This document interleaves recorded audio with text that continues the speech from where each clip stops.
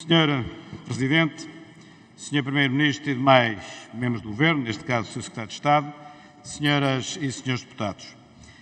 A guerra que a Rússia desencadeou não é apenas uma ação beligerante contra a Ucrânia.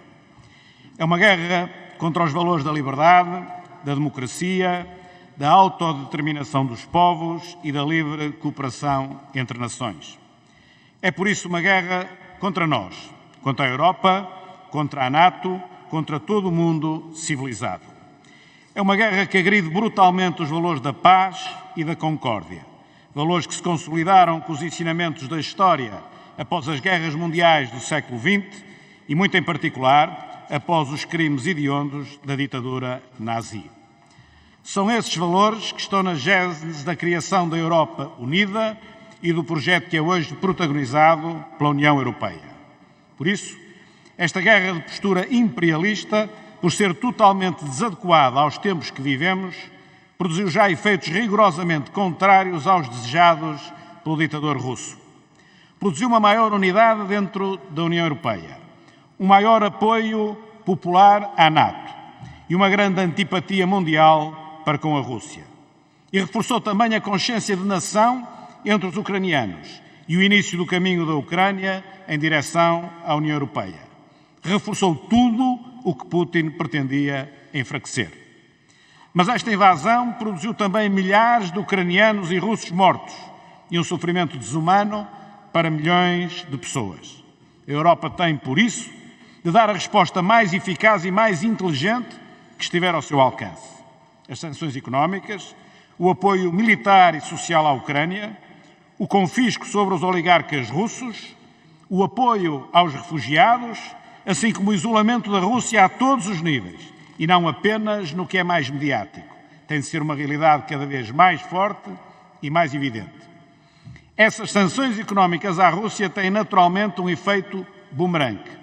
Aos que hoje exigem as sanções mais pesadas, mas que amanhã não se vão coibir de entrar em contradição, contestando os seus efeitos, temos de explicar que este é o preço indispensável que temos de pagar pela nossa segurança futura, pela defesa da liberdade e pela solidariedade com quem tanto está a sofrer.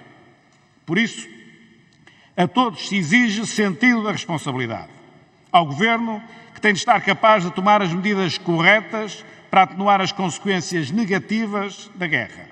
Aos que se lhe opõem, porque temos de ter a consciência de que devemos criticar o que não estiver bem, mas sempre sem cair na tentação de um aproveitamento populista da situação que estamos a viver. A derrota da Rússia passa em larga medida pela força e unidade da opinião pública, em particular da opinião pública europeia. Temos, por isso, o dever democrático de, em conjunto, tudo fazer para conseguirmos preservar essa unidade. É justamente com essa preocupação em mente que o Governo devia renunciar aos ganhos fiscais extraordinários que a subida do preço do petróleo lhe está a trazer. Ao ainda não ter baixado nessa exata proporção os impostos sobre os combustíveis, que desde 2016, por sua responsabilidade, sofreram um enorme aumento, o Governo está a originar um descontentamento popular que em nada contribui para o empenho dos portugueses no seu apoio às sanções económicas aos agressores. O orçamento do Estado em vigor foi elaborado em fins de 2020, com o preço do crude em cerca de metade dos valores da sua atual cotação. É, pois, de elementar justiça que a carga fiscal baixe para o nível de receita inicialmente previsto. Mais do que isso, não é justo nem é adequado aos objetivos políticos e económicos que neste momento Portugal e a Europa devem prosseguir. Senhor Presidente, o PSD está obviamente concordante com o Conselho Europeu em matérias como a construção de uma verdadeira política de defesa comum e o consequente reforço das suas dotações orçamentais, a eliminação da dependência energética relativamente à Rússia ou a necessidade de autossuficiência europeia em matéria alimentar. É sim porque estamos, como sempre estivemos, do lado do projeto europeu, que é, como disse, um projeto que nasceu para a preservação da paz, da liberdade e da concórdia.